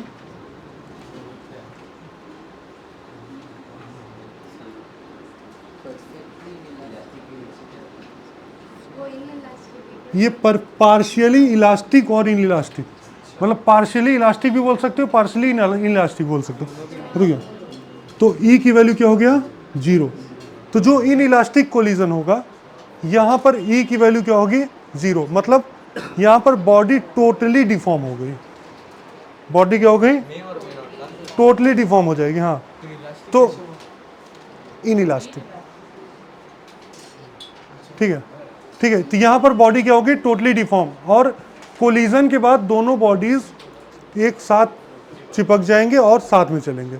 जैसे तुमने देखा था वो सैंड बैग लटका था, बुलेट मारा, सैंड बैग लटका था और बुलेट मार दिया ना, तो बुलेट में सैंड बैग चला गया, सॉरी सैंड बैग में सैंड बैग में बुलेट चला गया, तो दोनों कोलिजन के बाद स्टिक कर गए कि नहीं?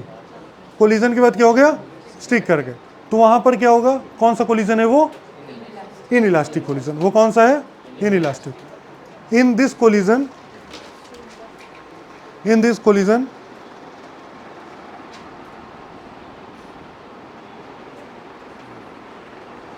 bodies get deformed and after collision they stick together, they stick and move together, and after collision they stick and move together।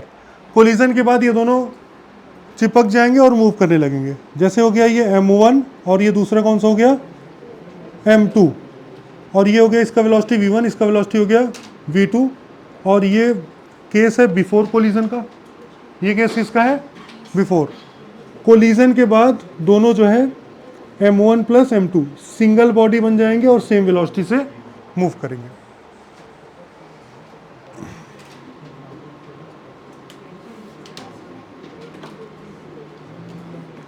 Collision के पहले क्या थे? दोनों चल रहे थे, अलग अलग चल रहे थे। कोलिजन के बाद दोनों स्टिक कर गए और साथ में चलने लगे। आई बात समझ में?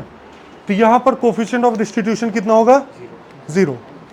ठीक है, तो आफ्टर कोलिजन आफ्टर कोलिजन वो क्या हो जाएंगे? कोलिजन के बाद ये लोग चिपक करके साथ में मूव करेंगे। ठीक है, इतनी बात समझ में आई? तो इस बेसिस पे 3 कैटेगरी में कोलाइडिंग ऑब्जेक्ट्स को डिवाइड किया गया है। पहला कौन सा है? परफेक्टली इलास्टिक कोलिजन, जहां पर कोई सा भी डिफॉर्मेशन नहीं होगा। पार्शियली में क्या होगा? थोड़ा बहुत होगा। पार्शियली में क्या होगा? थोड़ा बहुत डिफॉर्मेशन होगा। और इन इलास्टिक में क्या होगा? कोलिजन के बाद वो सारे स्टिक कर जाएंगे।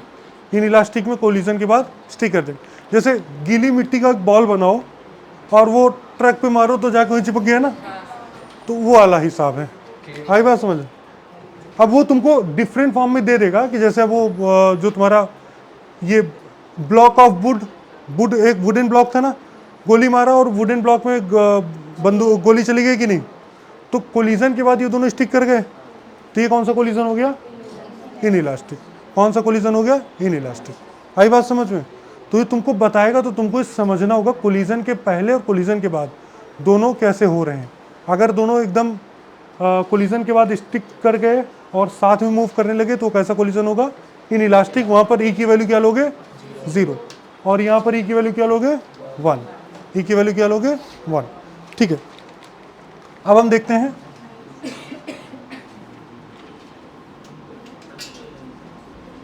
एक एग्जांपल देखते हैं। M1 है, V1 वेलोसिटी से जा रहा है, M2 है, U1 U2, ठीक है, और इनका कोलिजन हुआ। कोलिजन के बाद M1 जो है वो जा रहा है कितनी वेलोसिटी से? V1, और M2 कितनी वेलोसिटी से जा रहा है? V2। अच्छा, V1 इन सबको नंबर दे दें क्या? कुछ वेलोसिटी का नंबर दे दें क्या? 1 2 3 4, या ऐसे जनरलाइज करें? जनरलाइज करा जाए, ठीक है। तो तुमको कौन कौन सी क्वांटिटीज नोन है? U1 U2 और M1 M2। कोलिजन के पहले की वेलोसिटी पता है, कोलिजन के बाद पहले की वेलोसिटी, बाद की वेलोसिटी नहीं पता, ठीक है। अच्छा, ये हो गया ना अपना, ठीक है। तो कोलिजन हो गया अपना, और कोलिजन के बाद कुछ रैंडम वेलोसिटीज आ गई। तो अब तुमको जो तुमको इक्वेशन लिखना है बेसिकली, तो एक पहला रिमार्क लिखोगे, रिमार्क नंबर 1। रिमार्क नंबर 1, अच्छा, जितने भी यहाँ पर मोशन हो रहे हैं, सारे मोशन या collision due to internal forces हो रहे हैं, तो सारे ही कोलिजन में मोमेंटम क्या रहेगा? Conserve. In all the above collisions momentum will remain conserve. In all the above collision momentum will remain conserve. सारे कोलिजन में मोमेंटम क्या रहेगा? कंजर्व। सारे कोलिजन में मोमेंटम विल रिमेन कंजर्व, ठीक है। नेक्स्ट पॉइंट लिखो, नेक्स्ट पॉइंट लिखो। ये बात तुम अपने ध्यान में रखना, हालांकि तुम्हारे उतना यूज नहीं आने वाली है, ध्यान में रखना, यूज आएगी नहीं आएगी बाद में देखेंगे, ठीक है। तो सेकेंड पॉइंट लिखो, equation of coefficient of restitution. Equation of coefficient of restitution, ये है ना equation. Equation of coefficient of restitution is always written along the line of impact. Coefficient of restitution is always written along line of impact. Coefficient of restitution का जो equation है वो कहाँ, किस direction में लिखेंगे? किस लाइन के along लिखोगे? Line of impact. Line of impact. Equation of coefficient of restitution is always written along line of impact, ठीक है। तो इधर देखो, चलो, तो मोमेंटम तो हर केस में क्या रहेगा? कंजर्व। मोमेंटम हर केस में क्या रहेगा? कंजर्व, ठीक है। मोमेंटम हर केस में कंजर्व रहेगा, और हमारे पास ई की कुछ भी वैल्यूज हो सकती है। E can be equal to 1, E can be equal to 0, और 1.1 सॉरी 0.1 0.2 0.5 कुछ भी हो सकता है, ठीक है। तो हम पहला जो इक्वेशन लिखेंगे, इक्वेशन 1, जो इक्वेशन नंबर 1 है, ये हम ऑब्टेन करेंगे कहां से? By conservation of linear momentum.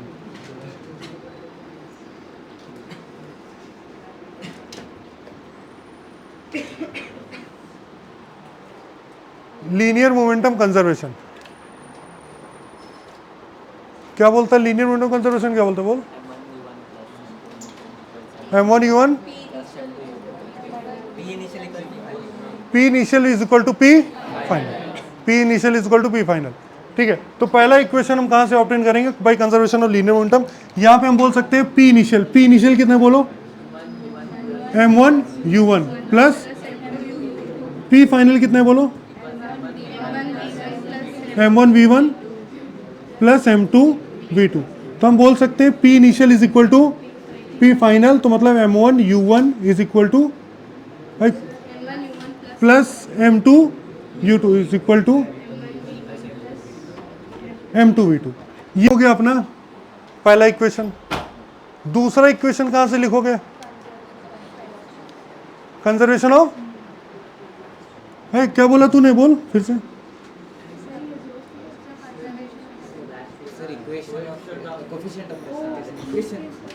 Coefficient of restitution ई। तो ई की वैल्यू यहां पर क्या लिखोगे बताओ? माइनस, चल बोल ले, U2 minus U1 upon V2 minus U1।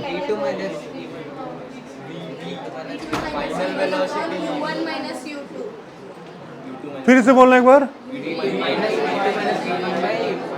जीव क्या दिखा रहा है, बोल। नागिन बना फिर रहा है।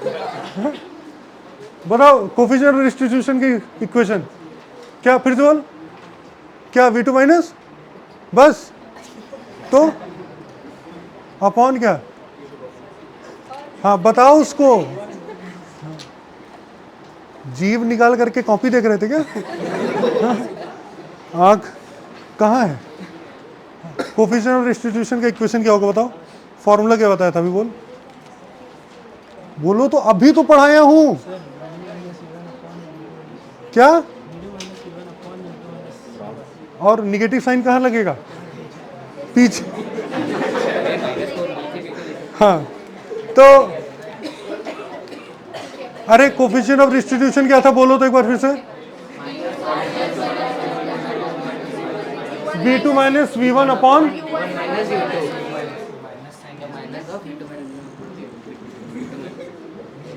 यही था ना, या V2 माइनस,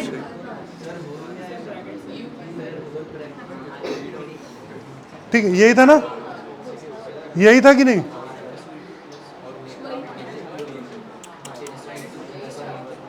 ए शुभम देख ले, यही था। तीसरी बार बता रहा हूं।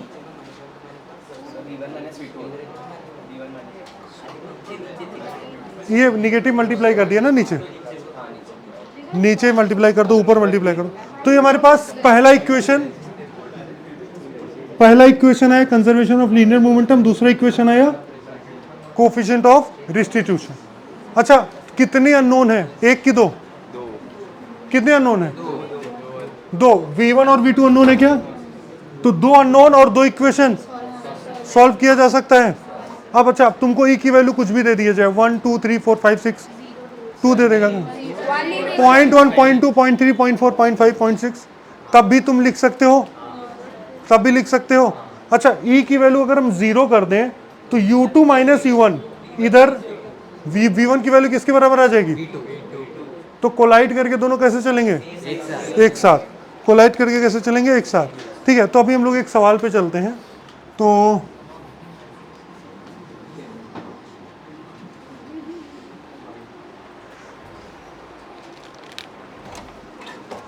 कुछ नहीं मिलेगा तुझे, तो कुछ नहीं मिलेगा, तू ले जा। नहीं सर, 5 मार्क के लिए किया इतना है। सब लिखा है सर। कितने मार्क्स का था? 39? 4 मार्क्स कहाँ गया? इधर स्टेप मार्किंग के लिए कहाँ गया सर? इधर कहाँ गया सर? सर 38 मेरा पेन वेस्ट है। 4 मार्क का और एक नंबर दिया ना इधर।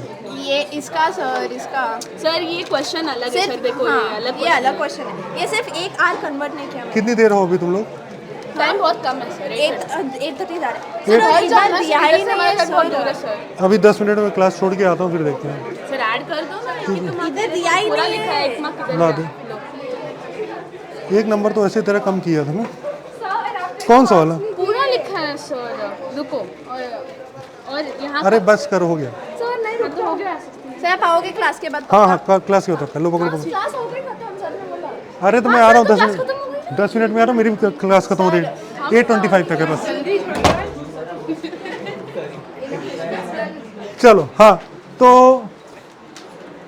पहला इक्वेशन हमको कहाँ से मिला? Conservation of linear momentum. अरे बोलो हाँ या ना। दूसरा कहाँ से मिला? Coefficient of restitution. तो जब भी कोलिजन के सवाल आएंगे तो तुमको दो इक्वेशन निकालना होगा। तो पहला कहाँ से निकालोगे? दूसरा कहाँ से निकालोगे? Coefficient of restitution. तो चलो हम लोग एक एग्जांपल ले लेते हैं। जैसे ये 2 kg का ब्लॉक है, it is moving with 10 metre per second, जा करके टकराया ये 3 kg वाले ब्लॉक से, 3 kg वाले ब्लॉक से, जो कि जा रहा था कितने से, 5 मीटर पर सेकेंड। ठीक है, तो find the velocity after collision, और हमने 3 केसेस रख दिए। If E is equal to 1, E is equal to 1/2, E is equal to 0। तो ये 3 केसेस हो गए हमारे पास। बिफोर कोलिजन और आफ्टर कोलिजन हमको वेलोसिटी लिखनी है। तो जो पहला तीनों केस में, रुक जाओ मैं लिख रहा हूँ, मैं कर रहा हूँ, तुम लोग मत कष्ट करो। हाँ, पहले केस में जो पहले, दूसरे और तीसरे तीनों केस में कॉमन क्या है? ये दोनों कंजर्वेशन ऑफ लीनियर मोमेंटम। पहले केस में कॉमन क्या रहेगा? मोमेंटम दोनों केस में, तीनों केस में क्या रहेगा? कंजर्व रहेगा ना। तो ये इक्वेशन तीनों में आने वाली है, कौन सी? COLM। और आफ्टर कोलिजन क्या हो गया? इसकी वेलोसिटी हो गई v1, इसकी वेलोसिटी कितनी हो गई? v2, और इसका मास था 2 kg, इसका मास था 3 kg, 2 kg और 3 kg। तो कंजर्वेशन ऑफ लीनियर मोमेंटम से तुम लिख सकते हो P initial is equal to P final, और ये इक्वेशन बन गया कितना? 20 + 15, 20 + 15 ही होगा ना, is equal to 2v1 + 3v2। ये इक्वेशन नंबर 1 बन गया। अच्छा, अब हम कोफिशिएंट ऑफ रिस्टिट्यूशन के हिसाब से लिख लें। E की वैल्यू क्या लिखोगे? माइनस ऑफ ये माइनस ये, सॉरी ये माइनस ये अपॉन ये माइनस ये, 1 2 3 4 ऐसे ही चलेंगे। तो क्या लिखोगे? v2 minus v1 upon 5 minus 10। अरे हाँ या ना बोलो दो। तो ये कितना हो गया? v2 माइनस v1 अपॉन -5, और ये माइनस इधर से इधर उड़ा दिया, v2 माइनस v1 अपॉन 5। तो v2 minus v1 is equal to 5e। ये बन गया मेरा दूसरा इक्वेशन। ये बन गया कौन सा? दूसरा इक्वेशन। अब हम फटाफट इनको सॉल्व करके अपने तीनों ही केसेस में फाइनल वेलोसिटी निकाल सकते हैं। निकालते हैं, रुक जाओ, देखो इधर। तो पहला देखो, पहला case, case 1 when E is equal to 1, case 1 when E is equal to 1। ये किसमें पुट, किसमें करोगे? इक्वेशन नंबर 2, इक्वेशन नंबर 2 में रख दे। तो ये क्या बन जाएगा? v2 minus v1 is equal to, v2 minus v1 is equal to 5। ये वाला इक्वेशन क्या बन गया था? 15 + 20 कितना होता है? 35, और ये कितना हो गया? 2v1 + 3v2। अच्छा, माइनस वाइनस करना है तो इसको 2 से मल्टीप्लाई कर दूं क्या? तो मुझे 3 यहाँ माइनस दिख रहा है और यहाँ माइनस नहीं है, तो मैं 2 से मल्टीप्लाई कर दूंगी तो क्या बन जाएगा? 2v2 minus 2v1 is equal to 10। ठीक है, ये बन गया। अब इसको ला करके यहाँ रख दो, तो नहीं ऐसे रखो, 2v1 + 3v2 is equal to 35। Add कर दें क्या? ऐड किया, ये गया कितना बना? 5v2 is equal to 45। v2 की वैल्यू कितनी आई? 9 मीटर पर सेकेंड। और v1 की वैल्यू कितनी हो जाएगी? v1 is equal to, v1 ही तो निकालना था, v1 इधर ले आओ, इसको इधर ले आओ। 9 - 5 कितना? 4 मीटर पर सेकेंड। ठीक है, 4 मीटर पर सेकेंड। तो आफ्टर कोलिजन ये क्या बना? आफ्टर कोलिजन क्या बना? देखो इधर फटाफट देखना। इसकी वेलोसिटी v2 किसकी थी? आगे वाले की। v2 किसकी थी? आगे वाले की थी। ये 9 से गया, ये पीछे वाले कितने से गया? 4, और ये कितना हो गया? 2, और ये कितना हो गया? 3। ये बन गया after collision for E is equal to 1, for E is equal to 1। फिर E की वैल्यू हम क्या पुट कर दें? दूसरा E is equal to half बोल दें। सेकेंड केस में E is equal to half. ये इक्वेशन तो सेम रहेगा, ये इक्वेशन क्या रहेगा? यही बदलेगा। तो यहाँ पर E की वैल्यू हाफ पुट करो, क्या बन जाएगा? v2 minus v1 is equal to 522। अरे हाँ है ना, कोई दिक्कत? ठीक है। तो ये कितना बन गया? 2v1 + 3v2। फिर से कौन 5v2 is equal to, v2 की वैल्यू क्या आई? 8 मीटर पर सेकेंड। अब यहाँ पर जो पहला इक्वेशन था 2v2 minus 2v1 is equal to 5, तो 2v2 v2 8 16, ये कितना बन गया? 16। यहाँ पुट करेंगे minus 2v1 is equal to 5, और इसको 16 11 is equal to 2v1। v1 के लिए कितनी आई? 5.5 मीटर पर सेकेंड। तो कोलिजन के बाद ये कैसे जा रही है, इधर देखो, अरे दिख रहा है कि नहीं तुम लोग, अरे लिखने में क्यों लगा है, देख इधर, छाप लो, हाँ छाप लो पहले, देख रहे हो कैसे कैसे हो रहा है ये। हाँ V2 क्या था, V2 आगे वाले का था ना, तो कितने से गया ये 8 से, ये कितने से गया 5.5, और 2 और 3, तीसरे में क्या है, E की वैल्यू क्या है 0, that means they will stick together and move after collision. अरे हाँ, तो दोनों का वेलोसिटी क्या रहेगा, सेम, क्या रहेगा same, V1 is equal to V2, V1 is equal to V2, तो मैं बोल सकता हूँ 35 is equal to 2V plus 3V। अरे हाँ ये ना, 35 इज इक्वल टू V की वैल्यू कितनी है, गधी, लिख लिया, छाप तो रहे थे पूरा, हाँ लिख लो अब, जल्दी लिखो।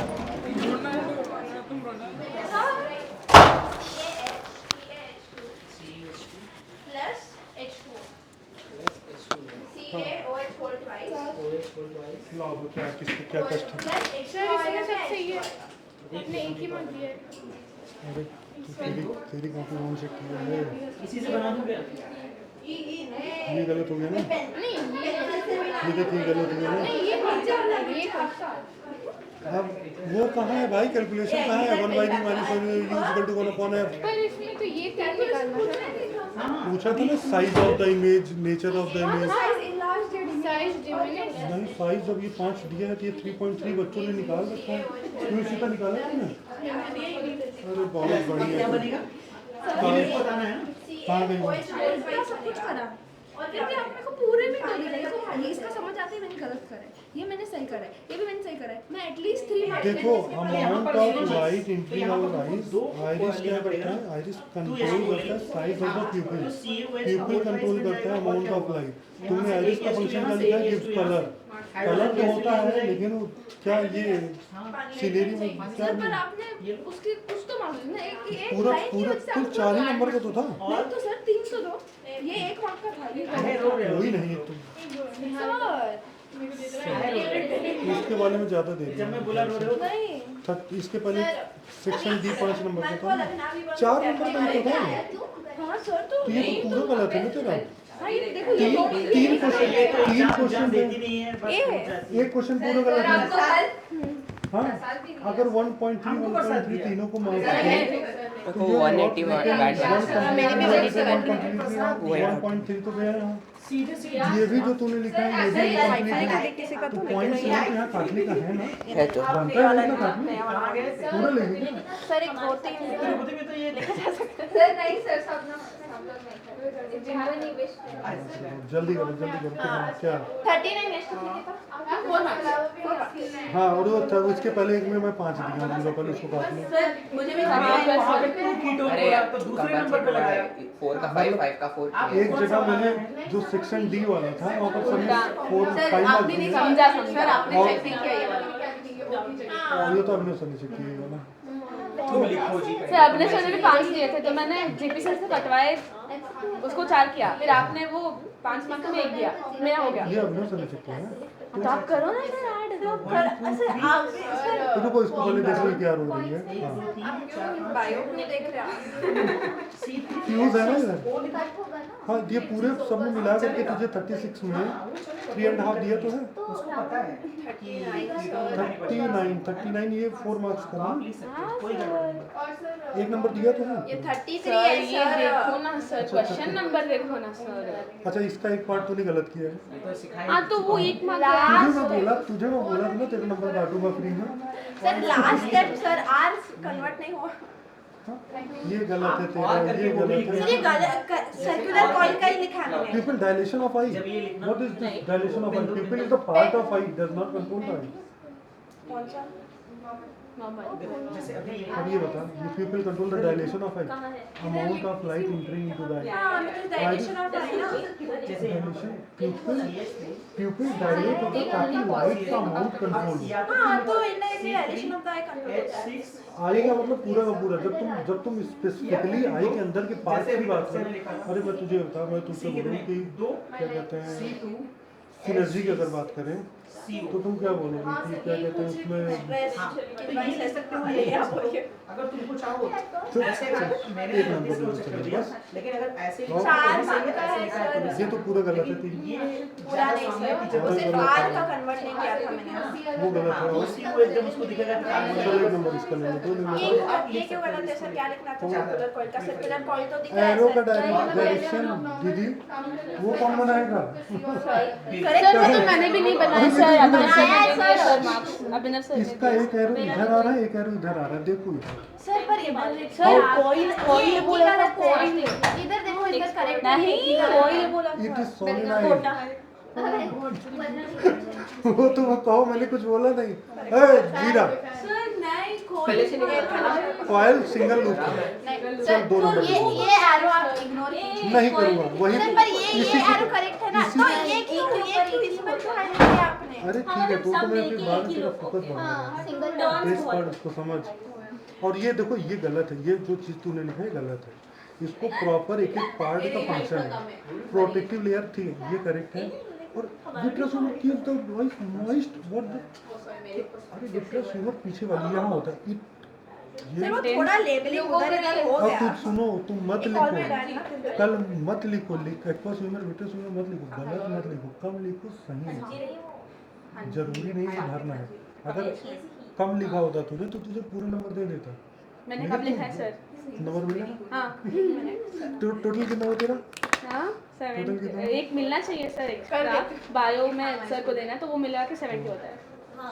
कितना हो गया 59.5 तो वहाँ अच्छे मार्क्स नीड्स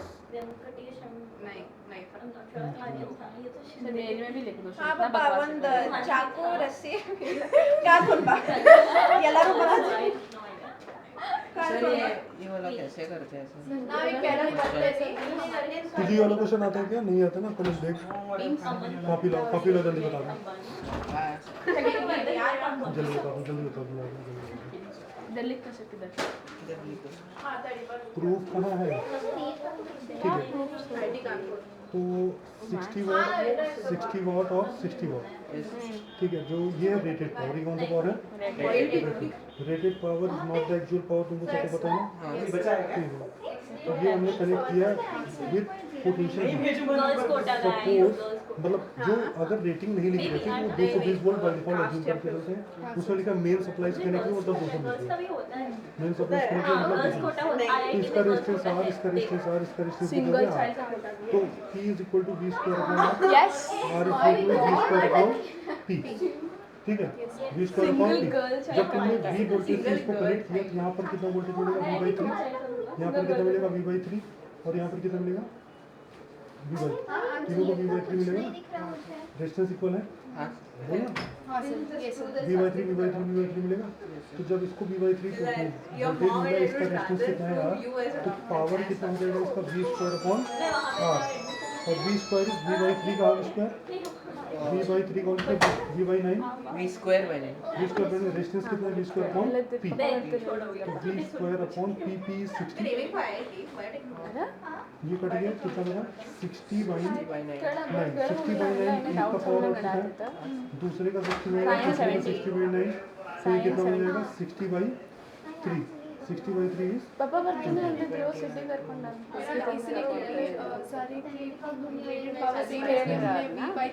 हाँ अगर अलग अलग होते तो पर्टिकुलर रेशियो में डिवाइड आर नेट अपॉन वो करके करंट इनटू पहले पापा सर तो फिर हमेशा पहले अगर रेजिस्टेंस दिया है तो P is equal to V square by R देना सर एक एम्पियर करंट आएगा तो यहाँ पोटेंशियल 2 वोल्ट का ड्रॉप होगा यहाँ 2 इंटू 1 इंटू 3 वोल्ट का ड्रॉप होगा 2:3 is the potential drop 2:3 is the resistance समझा उसके लिए हमें करेंगे अगर इक्वल होगा तो इन दोनों को ऐड करो कितना बनेगा 5 इनको ऐड करो कितना बनेगा 5 total potential is divided into 2 pi that is ratio 4:3 या रेशियो ऑफ रेजिस्टेंस ठीक है सर अगर ऐसा मैं नहीं तो था यार। हमेशा ये वाला v स्क्वायर बाय r लाना है। चलो ठीक है, ये इसी तरह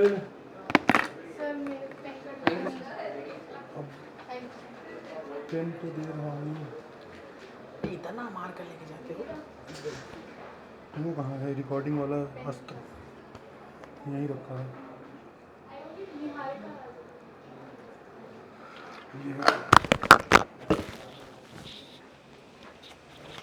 क्लास चल रहा है क्या? हाँ,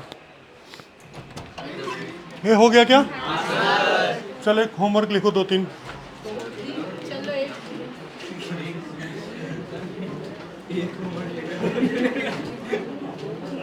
तो फाइंड द वेलोसिटी, देखो find the velocity after collision, find the velocity after collision.